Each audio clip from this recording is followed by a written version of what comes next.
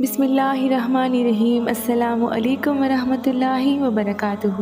ناظرین کرام، قوم لوط جنہوں نے ایسی برائی کو ایجاد کیا جو ان سے پہلے دنیا میں کسی قوم نے نہ کی تھی، ایسی بدکاری کی مثال تاریخ میں کہیں نہیں ملتی۔ اس قوم نے ایسا کیا کام کیا تھا اور ان کا کیا انجام ہوا؟ حضرت لوط علیہ السلام اللہ تعالیٰ کے ایک برگزیدہ نبی تھے۔ آپ کے والد کا نام حاران تھا جو تابش کے بیٹے تھے۔ آپ کی پیدائش عراق کے قدیم شہر عرب میں ہوئی تھی۔ اس شہر میں ابراہیم علیہ السلام کا ٹھکانہ تھا۔ دراصل لوط علیہ السلام کے والد حاران حضرت ابراہیم علیہ السلام کے سگے بھائی تھے، یعنی حضرت لوط علیہ السلام کے والد حضرت ابراہیم علیہ السلام کے بھانجے تھے۔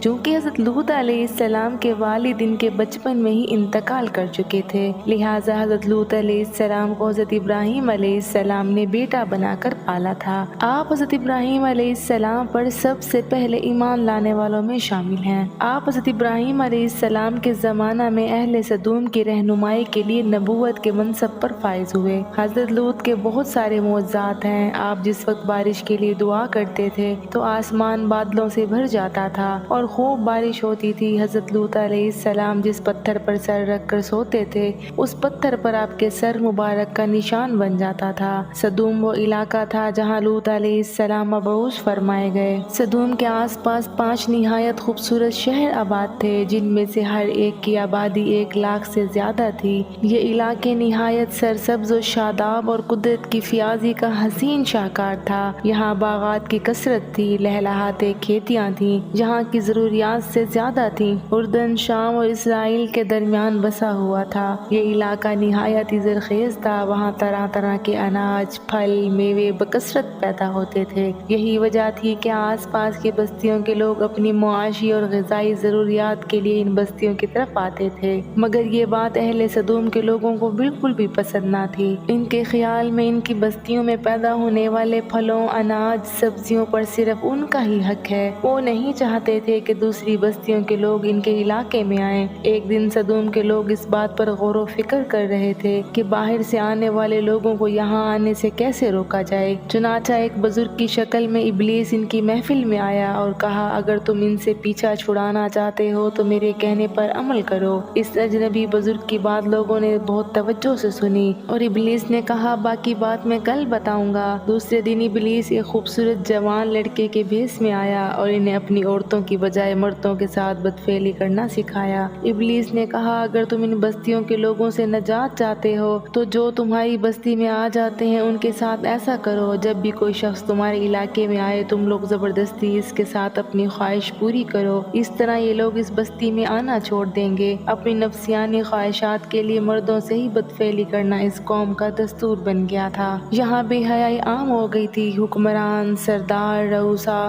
ہر طبقے میں گھر گھر یہ عمل پھیل گیا۔ بڑی محفل میں لوگ اس فحاشی کے اس کام کو کر کے خوش ہوتے تھے۔ کوئی بھی محفل اس کام کے بغیر ادھوری سمجھی جاتی تھی۔ خاص کر مسافروں میں سے کوئی خوبصورت لڑکا ہوتا تو یہ لوگ اسے اپنا شکار بنا لیتے تھے۔ تاریخ کی کتابوں میں لکھا ہے کہ اہل سدوم اپنی روزمرہ کی زندگی میں سخت ظالم، دھوکہ باز اور بدمعاملہ تھے۔ کوئی مسافر ان کے علاقے سے بخیریت نہیں گزر سکتا تھا۔ کوئی غریب ان کی بستی سے روٹی کا ایک ٹکڑا نہ لے جا سکتا تھا۔ کئی مرتبہ ایسا ہوا کہ باہر کا آدمی ان کے علاقے میں پہنچ کر فاقوں سے مر جاتا تھا اور یہ لوگ اس کے کپڑے اتار کر اس کی لاش کو برہنہ دفن کر دیتے تھے۔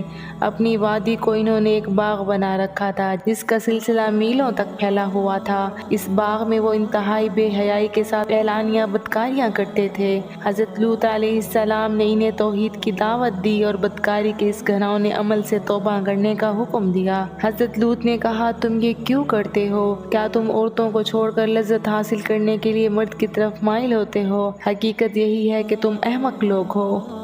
تو پھر حضرت لوط علیہ السلام اہل سدوم کو دن رات واعظ اور نصیحت کیا کرتے، لیکن اس قوم پر اس کا کوئی بھی اثر نہ ہوا، بلکہ وہ فخریہ انداز میں یہ کام کرتے تھے۔ انہیں حضرت لوط علیہ السلام کا سمجھانا بھی برا لگتا تھا، لہٰذا انہوں نے صاف صاف کہہ دیا تھا کہ اگر تم ہمیں اسی طرح برا بھلا کہتے رہے اور ہمارے کاموں میں مداخلت کرتے رہے تو ہم تمہیں اس شہر سے نکال دیں گے۔ حضرت لوط علیہ السلام نے نصیحت و تبلیغ کا سلسلہ جاری رکھا، لیکن اہل سدوم نے خود خود ہی عذاب الہی کا مطالبہ کر دیا۔ اللہ تعالیٰ نے اب تک ان کے اس بدترین عمل فحاشی اور بدکاری کے باوجود انہیں ڈھیل دے رکھی تھی، لیکن جب انہوں نے حضرت لوط علیہ السلام سے ایک دن کہا کہ اگر تم سچے ہو تو ہم پر عذاب لے آؤ، لہٰذا ان پر عذاب الہی کا فیصلہ ہو گیا۔ اللہ تعالیٰ نے اپنے خاص فرشتوں کو دنیا کی طرف روانہ کر دیا۔ یہ فرشتے دراصل حضرت میکائیل، حضرت جبرائیل اور حضرت اسرافیل علیہ السلام تھے۔ پھر یہ فرشتے حضرت لوط علیہ السلام کے گھر تشریف لے آئے۔ حضرت لوط علیہ السلام نے جب ان خوبصورت نوعمر لڑکوں کو دیکھا تو سخت گھبراہٹ اور پریشانی میں مبتلا ہو گئے۔ انہیں یہ خطرہ محسوس ہونے لگا اگر ان کی قوم کے لوگوں نے انہیں دیکھ لیا تو نہ جانے وہ ان کے ساتھ کیا سلوک کریں گے۔ حضرت لوط علیہ السلام کی بیوی کا نام وائلہ تھا۔ اس نے آپ پر ایمان نہیں لایا اور وہ دراصل منافقہ تھی جو کافروں کے ساتھ تھی، لہٰذا اس نے جا کر اہل سدوم کو یہ خبر دے دی کہ لوط علیہ السلام کے گھر پر دو نوجوان لڑکے مہمان ٹھہرے ہوئے ہیں۔ یہ سن کر بستی والے دوڑتے ہوئے حضرت لوط علیہ السلام کے گھر پہنچے۔ حضرت لوط علیہ السلام نے کہا، یہ تو میری قوم کی لڑکیاں ہیں، یہ تمہارے لیے جائز اور پاک ہیں۔ اللہ تعالیٰ سے ڈرو، مجھے اپنے مہمانوں کے سامنے رسوا نہ کرو۔ کیا تم میں سے کوئی بھی شائستہ آدمی نہیں ہے؟ حضرت لوط علیہ السلام کی بات سن کر وہ بولے، تم بخوبی واقف ہو کہ ہمیں تمہاری قوم کی لڑکیوں کی کوئی حاجت نہیں، اور جو ہماری اصل چاہت ہے اس سے تم بخوبی واقف ہو۔ قوم لوط کے اس شرمسار جواب سے اندازہ لگایا جا سکتا ہے کہ وہ فعل بد میں کس حد تک مبتلا ہو چکے تھے۔ جب حضرت لوط علیہ السلام کی اور قوم ان کے گھر کی طرف دوڑتی ہوئی آئی تو حضرت لوط علیہ السلام نے اپنے گھر کے دروازے بند کر دیے اور ان نوجوانوں کو ایک کمرے میں چھپا دیا۔ ان بدکردار لوگوں نے آپ کے گھر کا گھیراؤ کیا ہوا تھا، ان میں سے کچھ گھر کی دیوار پر چڑھنے کی کوشش کر رہے تھے۔ حضرت لوط علیہ السلام اپنے مہمانوں کی عزت کے خیال سے بہت گھبرائے ہوئے تھے۔ فرشتے یہ سب منظر دیکھ رہے تھے۔ جب انہوں نے حضرت لوط علیہ السلام کی بے بسی اور پریشانی کا یہ عالم دیکھا تو حقیقت سے پردہ اٹھاتے ہوئے فرمایا، اے لوط، ہم تمہارے رب کے بھیجے ہوئے فرشتے ہیں، یہ لوگ ہرگز تم تک نہ پہنچ سکیں گے۔ ابھی کچھ رات باقی ہے تو تم اپنے گھر والوں کو لے کر چل دو اور تم میں سے کوئی شخص پیچھے مڑ کر نہ دیکھے۔ اہل سدوم حضرت لوط علیہ السلام کے گھر کا دروازہ توڑنے پر بضد تھے کہ حضرت جبرائیل علیہ السلام نے گھر سے باہر نکل کر اپنے پر کا ایک کونا انہیں مارا، جس سے ان کی آنکھوں کے ڈیلے باہر آ گئے اور بصارت ان کی زائل ہو گئی۔ یہ خاص عذاب ان لوگوں کو پہنچا۔ حضرت لوط علیہ السلام کے پاس بدنیتی سے آئے تھے جو لوگ۔ حضرت لوط علیہ السلام حقیقت حال جان کر مطمئن ہو گئے اور اپنے گھر والوں کے ساتھ رات کو ہی نکل کھڑے ہوئے، لیکن ان کی بیوی ان کے ساتھ تھی۔ لیکن کچھ جا کر وہ واپس اپنی قوم کی طرف پلٹی اور وہیں قوم کے ساتھ جہنم واصل ہو گئی۔ صبح کا آغاز ہوا تو اللہ کے حکم سے حضرت جبرائیل علیہ السلام نے بستی کو اوپر سے اکھاڑ دیا، پھر اپنے بازو پر رکھ کر آسمان پر چڑھ گئے، یہاں تک کہ آسمان والوں نے بستی کے کتے بھونکنے اور مرغیوں کے بولنے کی آوازیں سنی۔ پھر بستی کو زمین پر دے مارا، جس کے بعد ان پر پتھروں کی بارش ہوئی۔ ہر پتھر پر مرنے والے کا نام لکھا ہوا تھا۔ جب یہ پتھر ان کو لگتے